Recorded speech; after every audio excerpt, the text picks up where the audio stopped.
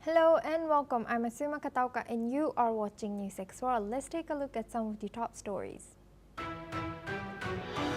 The US President Donald Trump has extended the deadline for nations to agree a trade deal or face higher tariffs. Trump has sent 14 letters to nations with some new rates on countries including Japan and South Korea being met with responses from their leaders.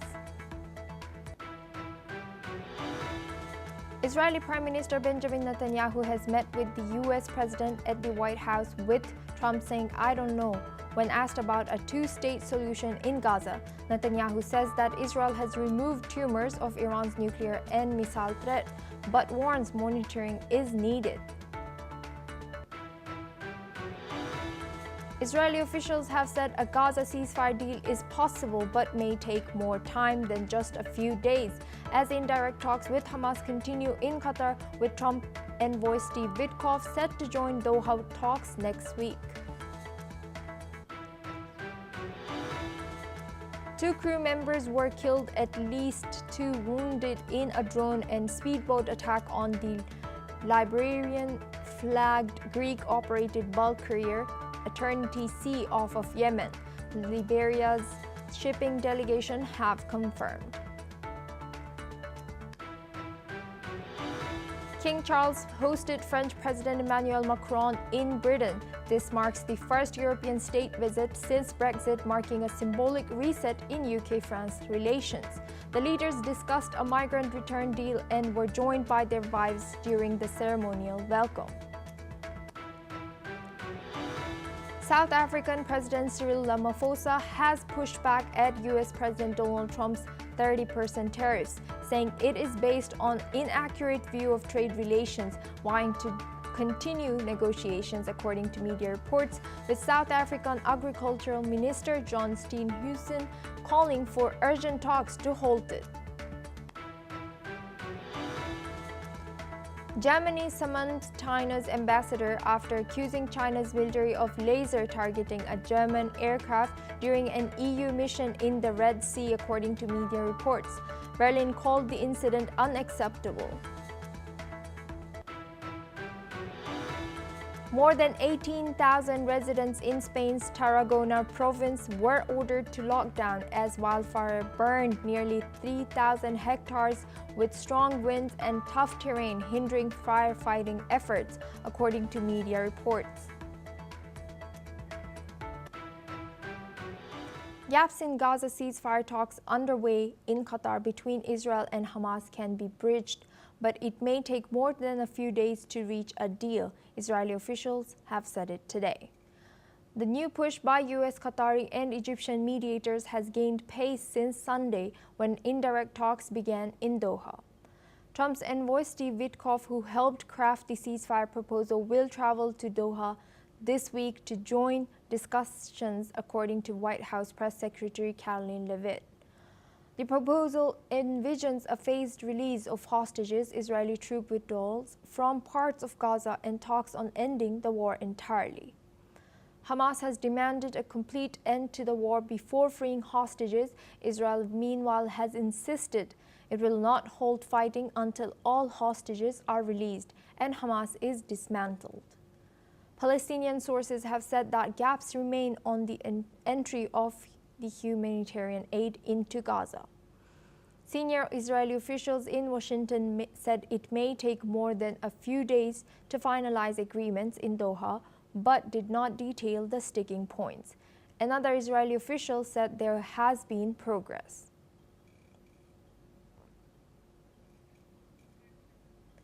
Now we're joined by Yossi Cooper-Wasser. He's an Israeli intelligence and security expert, joining us live from Tel Aviv. Thank you, Yossi, for joining us today. Welcome to NewsX. Thank you for having me. Good to see you. What are the key conditions, or what do you think are the sticking points that's not been disclosed yet, but Israel insists on before agreeing to any ceasefire deal? Well, first of all, I think it's the issue of whether this is going to be the end of the war or just a temporary ceasefire. Because the agreement is about a temporary ceasefire of 60 days. But Hamas wants to turn it into the end of the war, to get guarantees that this is going to be the end of the war. And we are not going to be ready to achieve a full ceasefire or full end of the war as long as Hamas is still in power in Gaza. So this is a sticking point that is a very problematic one. On top of that, there are two other points that are important.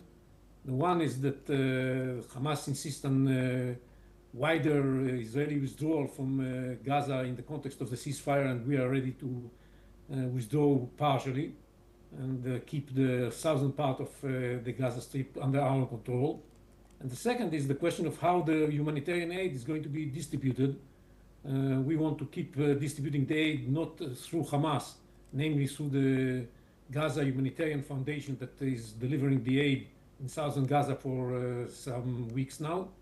And Hamas wants to make sure that all the aid that is going to be distributed through the United Nations organizations that operate together with Hamas and allow Hamas to take control of the food that's coming in and sell it later for high prices.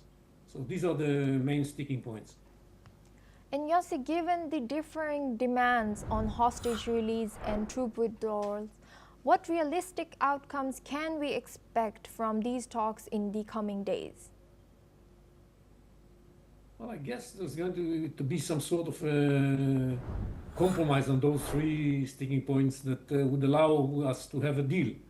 And Israel is participating in the talks in order to find those compromises that would not mean giving up the control of Gaza in the future into the hands of Hamas. And this is going to be something that Hamas will have to live with. Hamas will probably insist on their positions, so it's not going to be easy. And that's why we hear people saying that even though there is progress in the talks, it's not clear that we have reached already the compromise we are seeking to reach. Yossi, thank you so much. You will stay with us as we stay in the region. Qatar says Doha talks are currently focused on a framework for a potential Gaza ceasefire deal between Hamas and Israel. Qatar's Foreign Ministry spokesman Majid Al-Ansari said today that both delegations are in Doha and that mediators are speaking to them separately. He added that negotiations for a ceasefire in Gaza will take time, saying he could not provide a timeline at the moment, but emphasized that more time would be needed. Let's take a listen. First of all, what is happening right now is that both delegations are in Doha. We are speaking with them separately on a framework for the talks. So talks have not begun as of yet, but we are talking to both sides over that framework, and we hope that we can establish a framework that will be very instrumental for the talks to succeed and take less time than it would otherwise. First of all, it's too early to give any impressions over the talks and how they are going right now between both sides. The only thing that we can say is that there is engagement on both sides. We are talking to both sides as we are going along. Obviously, what we are trying to do is bridge the gap in the positions on both sides over the sensitive issues. I can't share with you a lot of these issues, but what I can tell you is that there is a positive engagement. Yossi, we are joined by Yossi Cooper-Wasser. Thank you, Yossi, for staying with us. How does the IDF view the current framework being discussed in Doha for a potential ceasefire with Hamas? Well, it's not a matter for the IDF to have the view about it. The view is of the Israeli government. And this is where the decisions are taken, and this the delegation in Qatar represents the government, not the IDF. And the military, of course, has done a lot of military effort in order to create the conditions that would enable the government to get good results in the negotiations.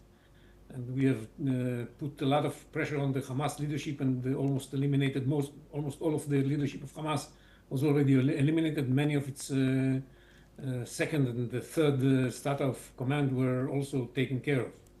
So this is the contribution of the IDF to the negotiations. We have to operate in Gaza with a lot of cautiousness because we still have 20 living hostages in Gaza, and we don't want to harm them.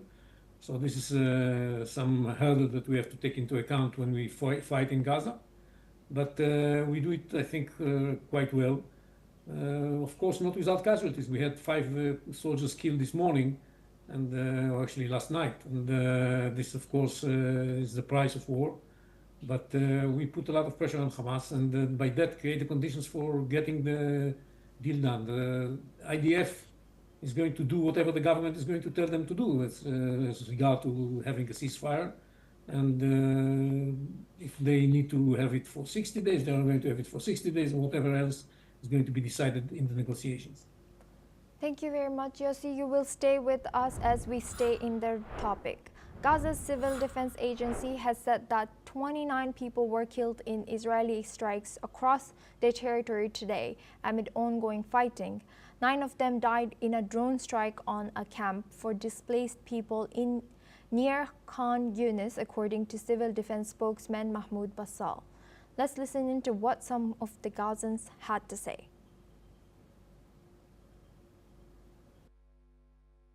خين وقوف قلنا هذا الخيمة ما فيش غير هيك. طلعنا لقينا الدخن دب الدنيا، كانت نايمة الحجة نايمة عند أولادها في الخيمة، ولا ما في إشي، هاي أواعيهم وهاي أغراضهم ما في حاجة. والله أولادها عم بيرجفوا من الخوف. ستهم هي استشهدت.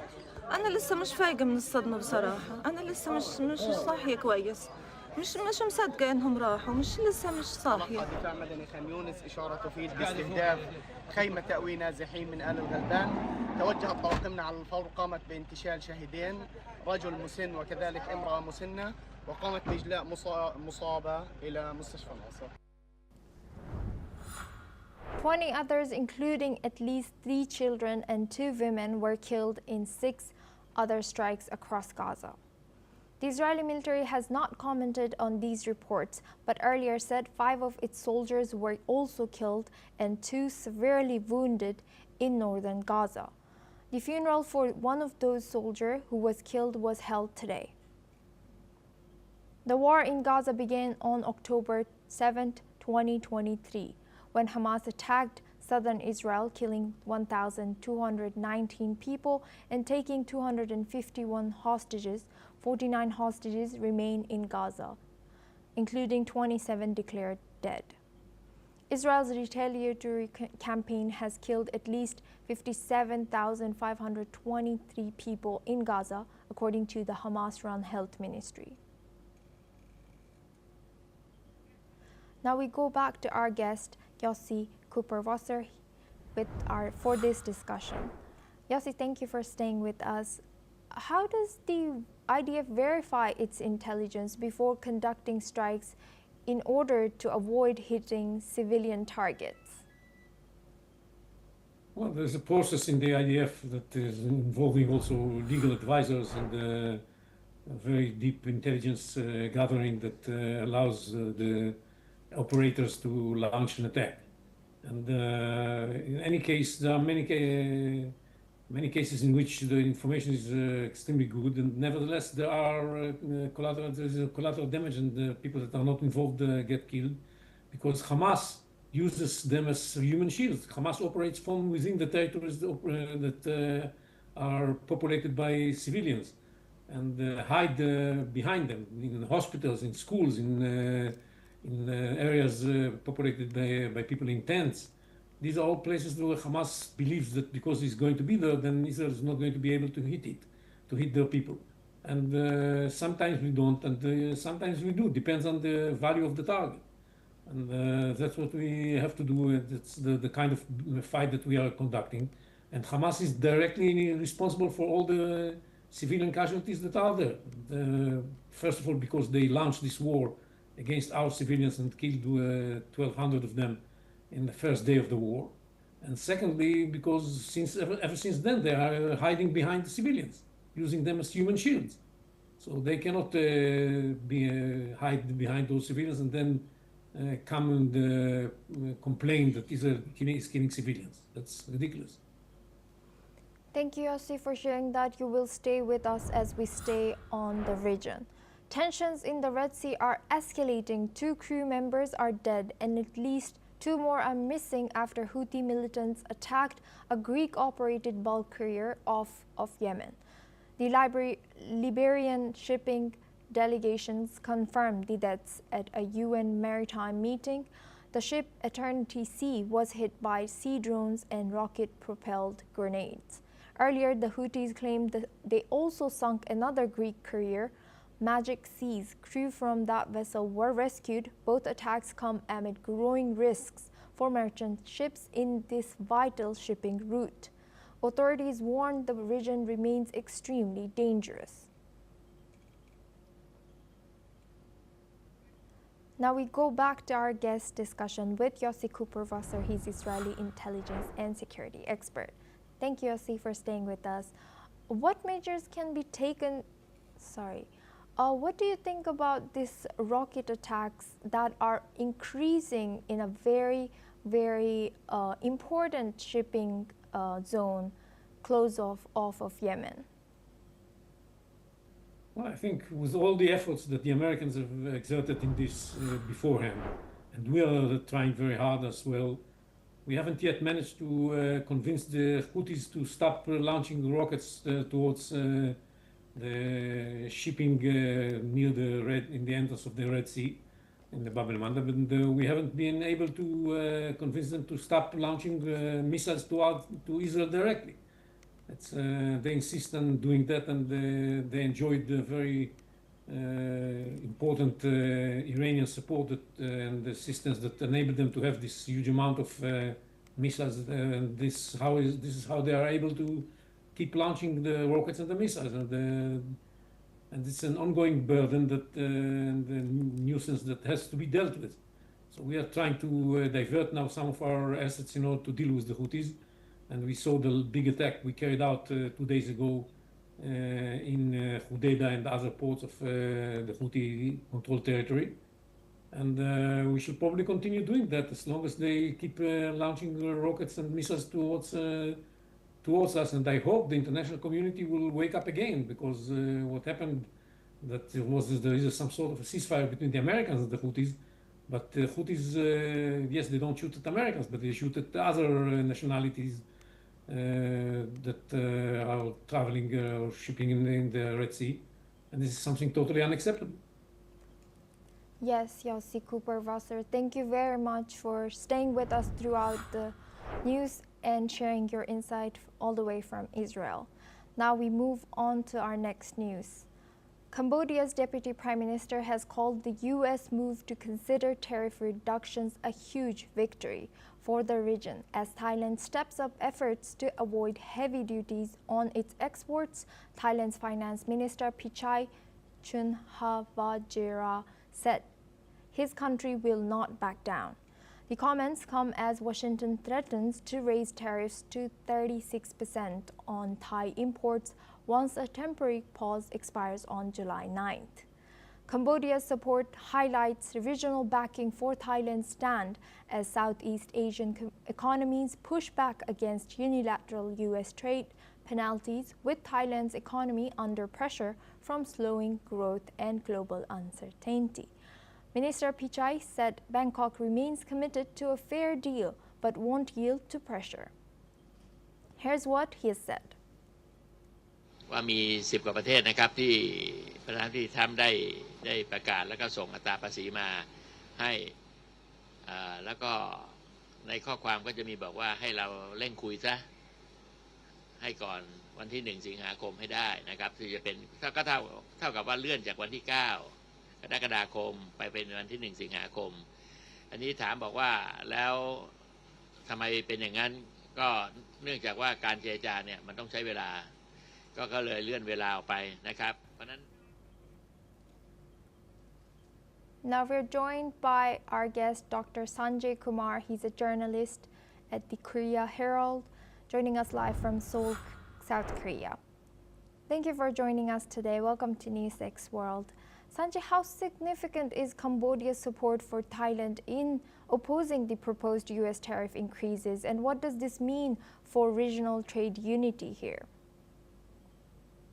Asuma, we should not forget that ASEAN, they are very firm in terms of inclusivity and sustainability. And in order to have a sustainable ASEAN, all these 11 members, they are committed to have a sustainable economy and a kind of risk-free economy. Of course, there can't be any risk-free economy in this free and capital-oriented, like capitalism-oriented markets. But ASEAN has always shown solidarity when it comes to have such kind of economic adversities. So if we see Thailand, after Singapore, we should not forget that Thailand is a kind of a financial gateway to ASEAN for many overseas investors too. So joining hands with Cambodia is a kind of tone that will send a signal to US that we ASEAN members are firmly committed to have such inclusivity and save ourselves. We should not forget that ASEAN also has a lot of raw materials, production things are happening there since a couple of years. So US cannot unilaterally impose such kind of tariff and cannot pressurize ASEAN. This kind of tone the ASEAN members have. And it is very remarkable to see that Thailand and Cambodia has joined, which is surely going to send some signals to other countries as well in ASEAN, as well as East Asia and some other countries. Because if we see the 14% tariff stuff, the effect is not only on Thailand and Cambodia, but other ASEAN members too. And like ASEAN and Japan, Korea also has very close economic links, and they are interdependent upon each other as well. And we should not forget Vietnam factor here as well, because if you have to balance this US-China deepening competition, then Vietnam and ASEAN has really played a very central role when it comes to the whole Asian region. And East Asia is also in East Asia, like Japan and Korea, has also shown not very satisfactory comments. So we can see that Japan also has said that it is very regrettable, and it is they are going to discuss, they are going to negotiate, but Japan has not received these things with open arms. And you can also refer to the Japan's ruling party comments, which is not seeing this whole action of sending letter in a humble manner. And we should not forget that Japanese culture, humble traditions are always valued. South Korea, on the other hand, also has said that it is kind of regrettable. Although the tone, if we see the Japan and Korea tone, then Japan has come up with like a little stronger tone than South Korea, and it is very visible. And maybe we can think in that perspective that the government here in South Korea is new. But yes, coming on to the ASEAN, we can see some kind of very inclusive tone in coming days. It would not be surprising, but very interesting to note that all these 14 countries, how they are going to communicate among each other, and then whether they are going to build some sort of consensus on trade and economy or not, and then going to deal with President Trump or not. So, but there is a room, I think, because when you refer to the letter of President Trump, the tone of letter is like saving the U.S. economy from these trade deficit things are there. But in the meantime, we can also see that the tone is softer in the sense that the letter itself says that it is negotiable, kind of. Although there is a deadline set as 1st of August, but it says that the tariff can be increased or decreased also, depending upon the negotiations that they are going to have. Yes. Dr. Sanjay, I would like to also push you on, if you can maybe help us understand what options does Thailand have to negotiate for a fair deal with the U.S. as of now, and how might this influence broader U.S. Southeast Asia or ASEAN trade relations? From my perspective, Thailand and Cambodia should talk to other ASEAN members also, and we should also not forget that Philippines has recently taken the ASEAN chair. So these issues should be brought to the ASEAN chair, and ASEAN as a whole should discuss with Trump, and that kind of high-level summit can be very helpful, I think. Thank you very much, Dr. Sanjay, for joining us today, Dr. Kumar Sanjay, for joining us today as a journalist from Korea Herald. Now we move on to our next news. China has sharply criticized the United States after Senator Marco Rubio extended public birthday wishes to the Dalai Lama, who turned 90 last week. In a strong statement, Chinese Foreign Ministry spokesperson Mao Ning said that Tibet, or Xinjiang, as referred to by Beijing, is an integral part of China, and affairs related to it are strictly domestic. Mao reiterated China's long-standing position that the 14th Dalai Lama is a political exile, accusing him of carrying out separatist activities under the cover of religion. She warned the United States against meddling in what China calls its internal affairs, stating that Washington is in no position to point fingers on human rights or religious freedom in Tibet. The statement also urged the U.S. to be fully cognizant of the sensitivity and complexity of Tibet-related issues and to stop sending, in her words, wrong signals to Tibet independence forces. This is not the first time Beijing has taken issue with global leaders recognizing the Dalai Lama. Earlier, China also objected to Indian Prime Minister Narendra Modi's greetings to the Tibetan spiritual leader, as well as celebrations attended by senior Indian ministers in Dharamshala. The back and forth reflects wider tensions between China and the West over issues of sovereignty, human rights, and religious freedom, with the Dalai Lama remaining a flashpoint for Beijing. Now we're joined by Dr. Satoru Nagao. He's a fellow at Hudson Institute from Tokyo, Japan. Thank you for joining us today. Why does Beijing view greetings to the Dalai Lama by foreign leaders as an interference in its domestic affairs, and how might this affect diplomatic engagements? China worry about the influence of the Dalai Lama, but at the same time,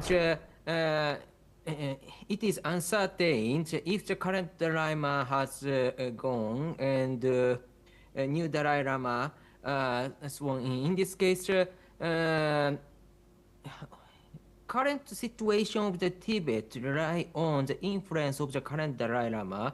So that's why the new Dalai Lama shows enough influence is a little bit uncertain situation. So in this case, it relies on, of course, the Tibetan exile government. That's why the current Dalai Lama's aide, he prepared to this exile government as a relatively skillful government.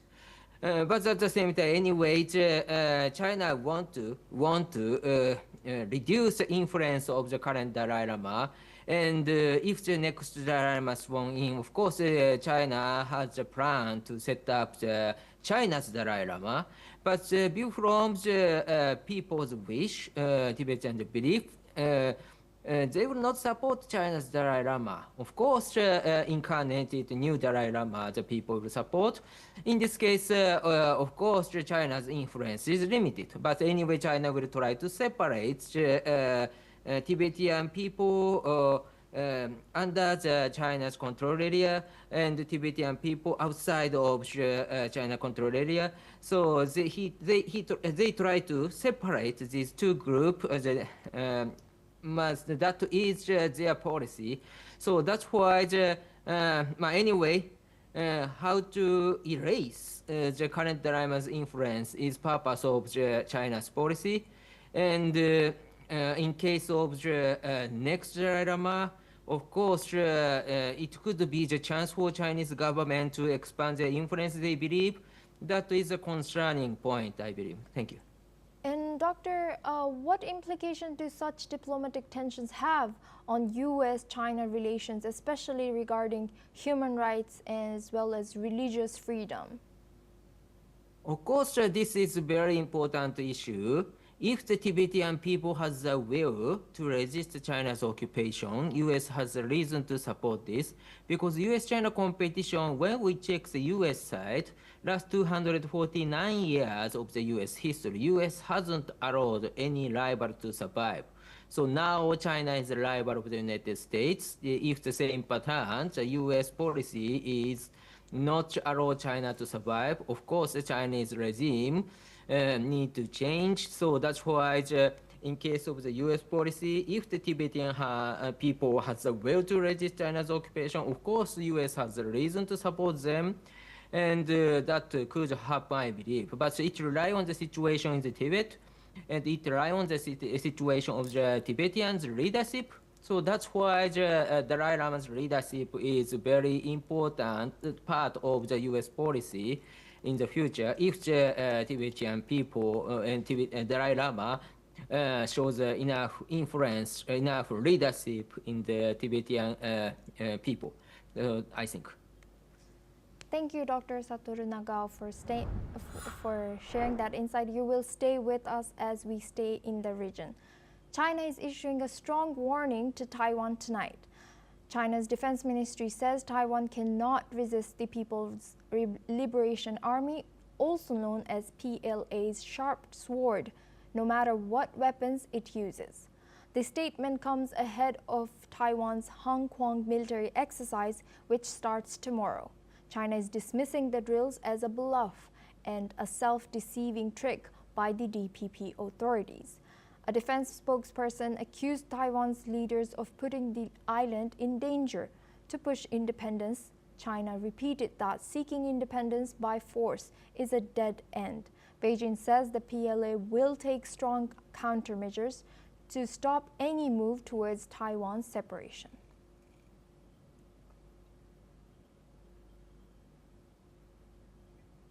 Now we go back to our guest, Dr. Satoru Nagao, for this discussion. Doctor, thank you for staying with us. How does Beijing's framing of seeking independence by force as a dead end shape Taiwan's defense and diplomatic strategies? China is warning repeatedly and prepares their military step by step. That is true. So that is a concerning point in this region.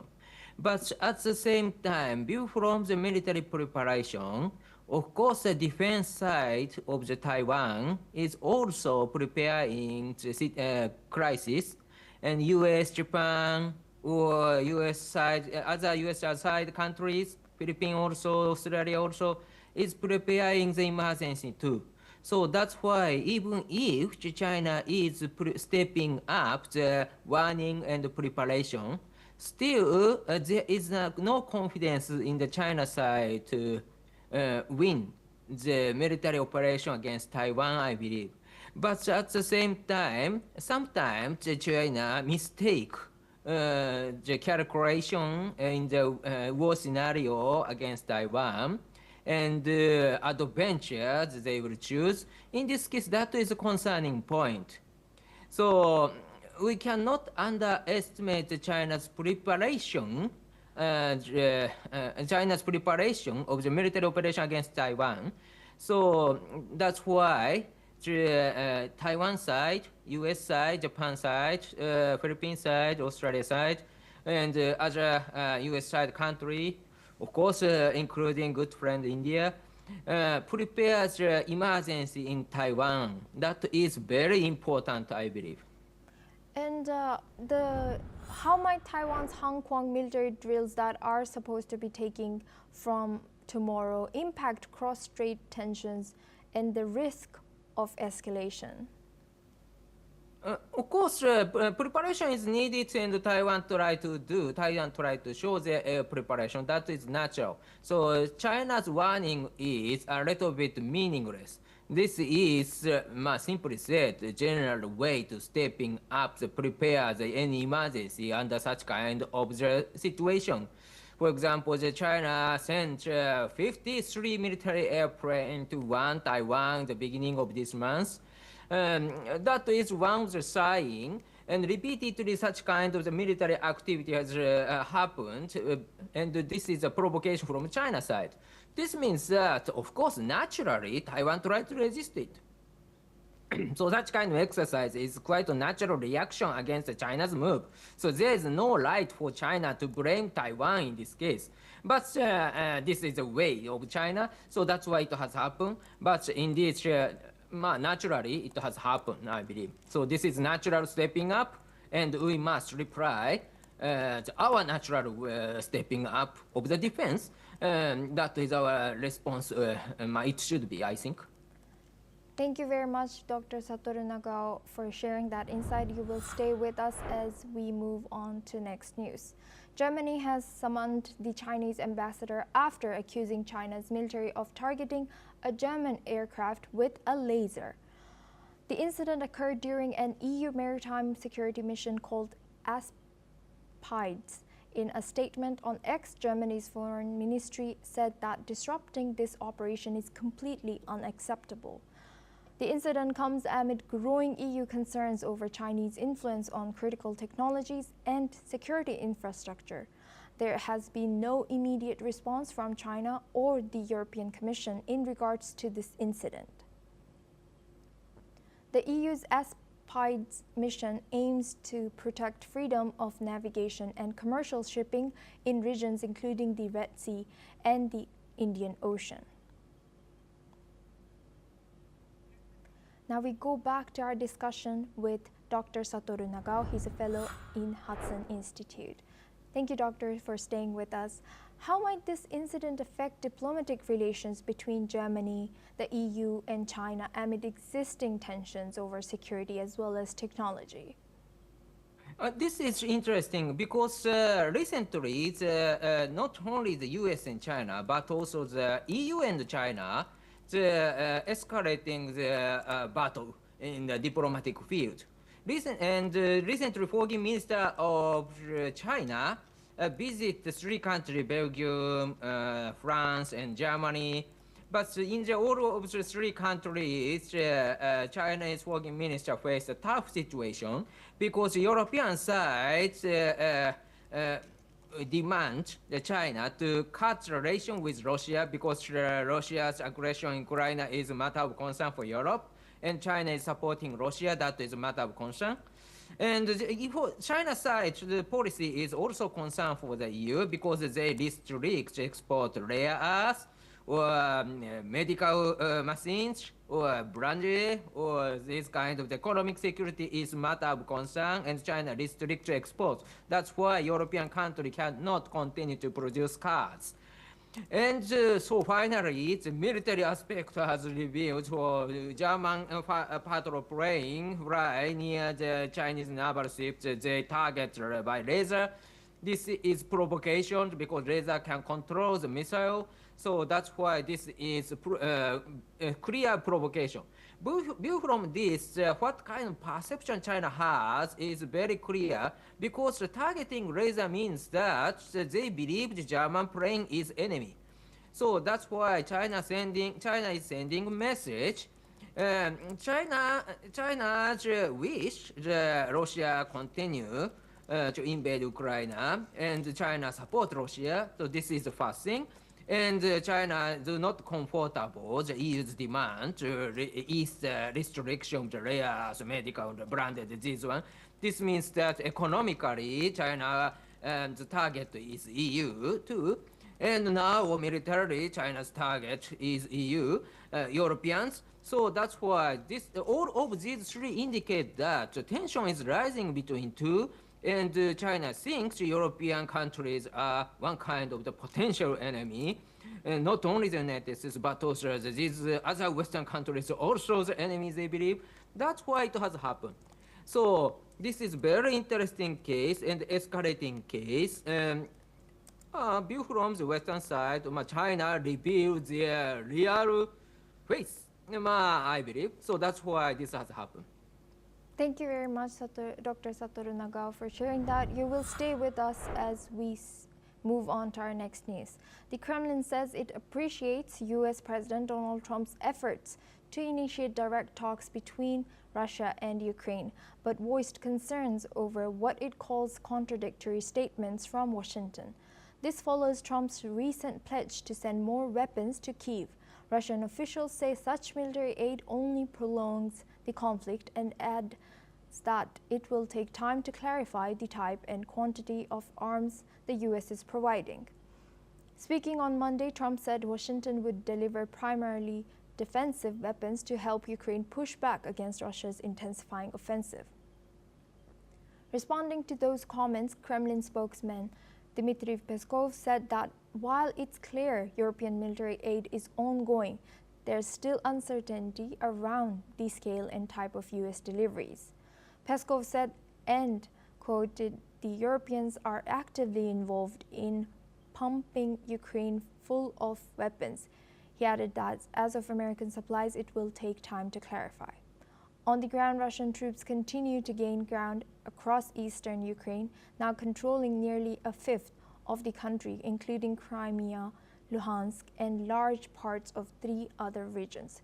Peskov also welcomed Trump's efforts to push for direct talks between Moscow and Kyiv and said there's a real potential to restart trade relations between the U.S. and Russia. But he criticized American sanctions, calling them illegal, and claimed they are hurting businesses on both sides.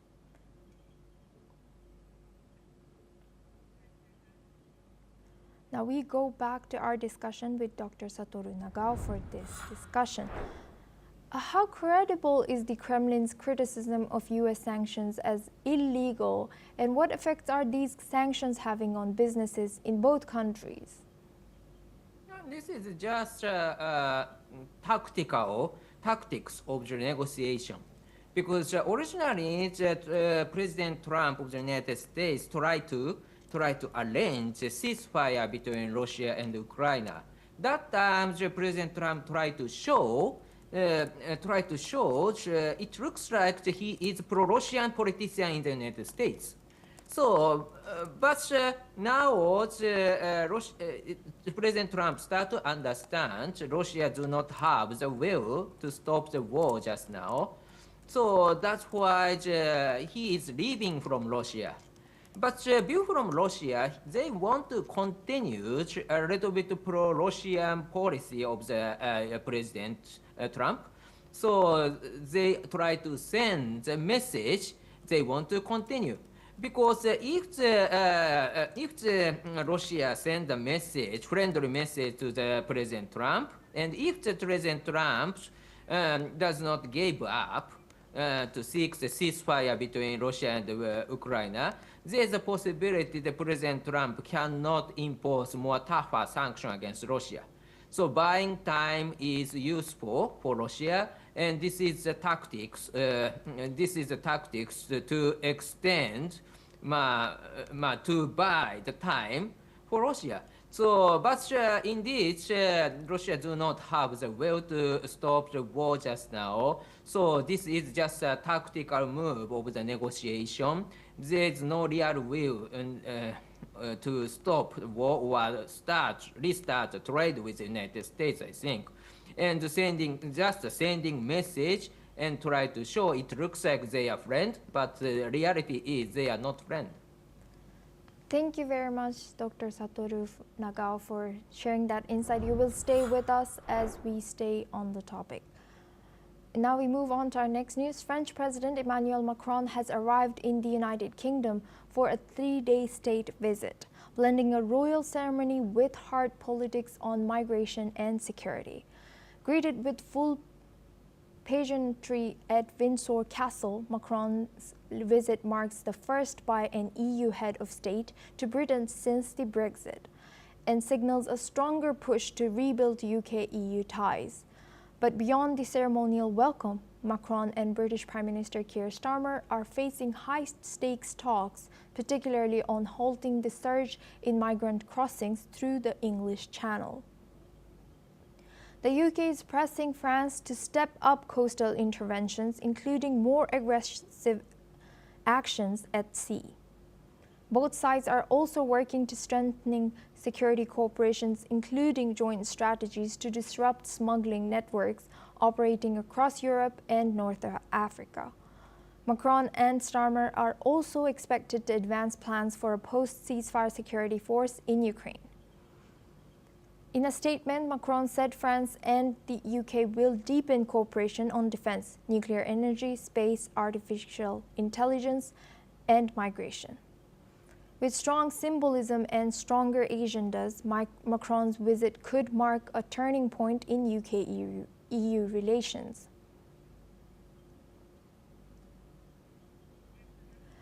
Now we go back with our discussion on this topic with Dr. Satoru Nagao. He's a fellow in Hudson Institute. Thank you, Doctor, for staying with us. How significant is Macron's visit in signaling a shift towards stronger UK or post-Brexit cooperation? This is important. Indeed, since President Trump swore in, France and the British cooperation is deepening recently. So, because they need cooperation. President Trump want to take distance from the issue in Europe, Middle East, and withdraw as much as possible and relocate their resources to the Indo-Pacific against China.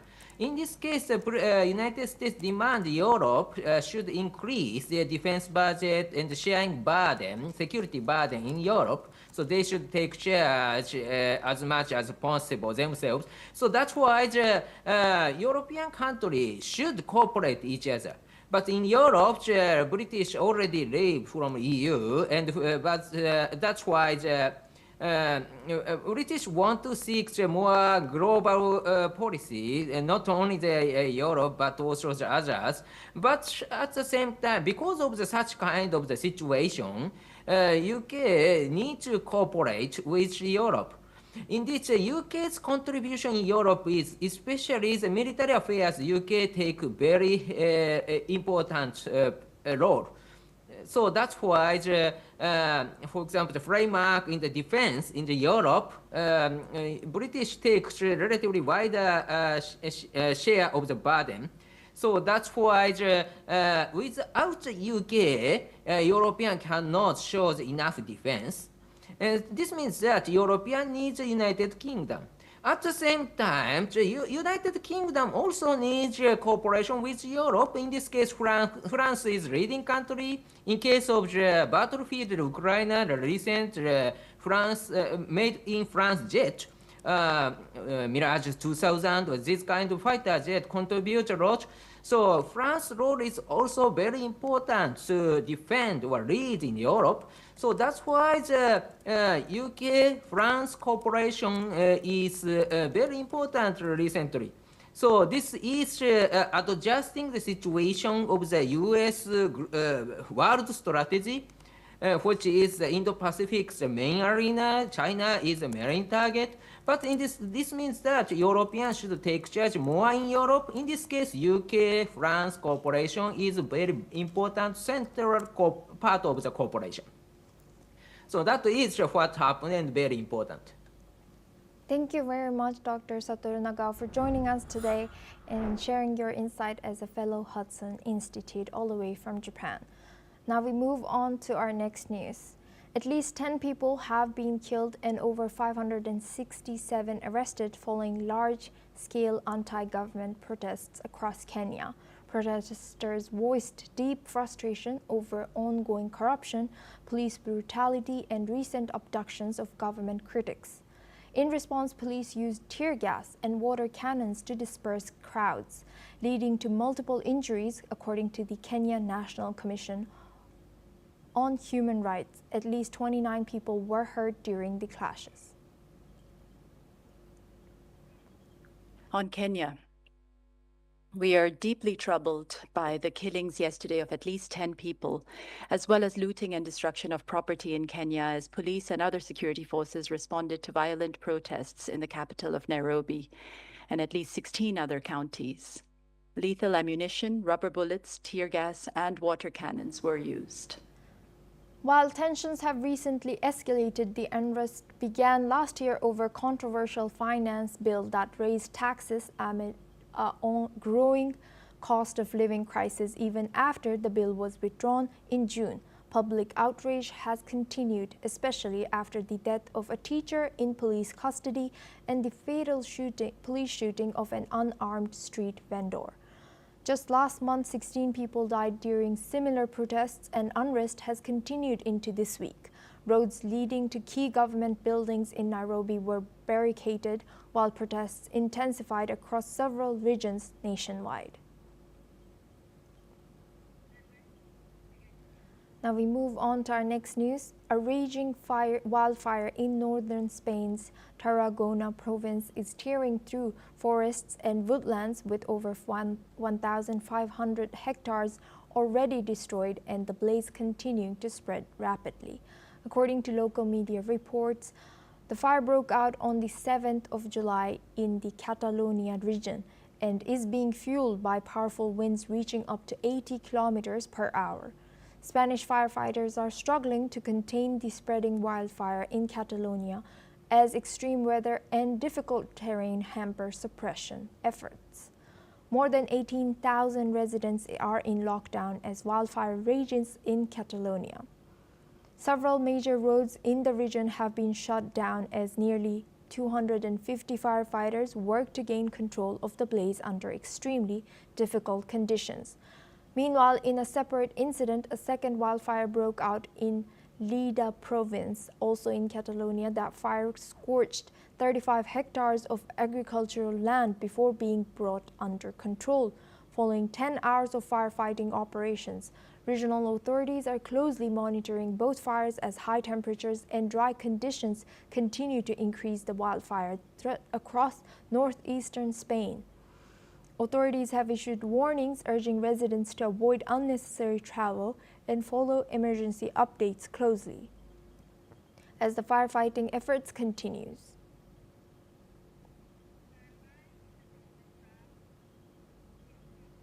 Now let's take a look at some stories from the world of entertainment. Aaron Pfeiffer has filed for divorce from Denise Richards, citing irreconcilable differences after 6 years of marriage. In his legal filing, Pfeiffer reveals he hasn't earned income since closing his wellness business in 2024, while Richards reportedly makes over $250,000 a month, primarily from her OnlyFans, acting roles, and brand endorsements. The couple's monthly expenses total around $105,000, covering food, clothing, rent, utilities, childcare, and more. Pfeiffer is seeking spousal support and an equal split in their joint ventures. They share one adopted daughter, Eloise, and Richards has 2 adult daughters. In a recent interview, Nick Jonas praised wife Priyanka Chopra as an extraordinary mother and described her as a saint who's never done a single thing wrong. Highlighting her compassion and unwavering support, he also shared that as a parent, his perspective on life has shifted and he's deeply grateful for her emotional strength. The couple's warm family moments filled with love and admiration continued to delight fans around the world. Comedian Reginald D. Hunter has appeared at Westminster Magistrates Court facing a private prosecution over alleged anti-Semitic posts on X. The 56-year-old is accused of sending offensive messages, including a sexually explicit image to activist Heidi Bachram on 3 occasions last year. The case is being brought by the Campaign Against Anti-Semitism, with a hearing set for November 14th. To decide if it will proceed, Hunter, currently out on bail, claims he's fighting a private prosecution for my comedy. and has launched a crowdfunding campaign to support his legal battle.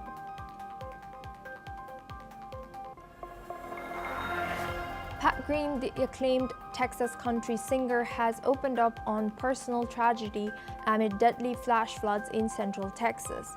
In a social media statement, Green said his family suffered a heartbreaking and deeply personal loss during the flooding that inundated communities and claimed at least 100 lives, including campers and staff at Camp Mystic. He requested privacy as they mourn and begin recovery rescue efforts continue as the region grapples with the scale of disaster. Thoughts and prayers are with those affected.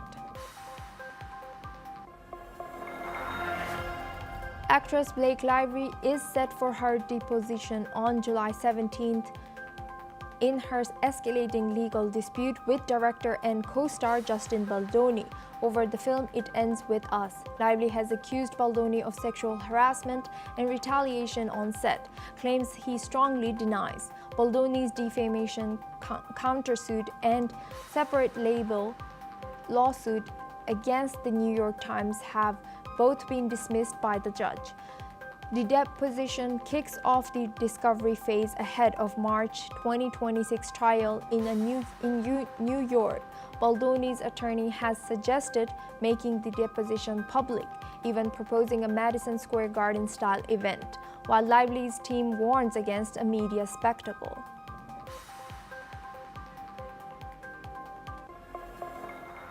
Well, that's all we have time for. We will continue to bring more news updates from around the world.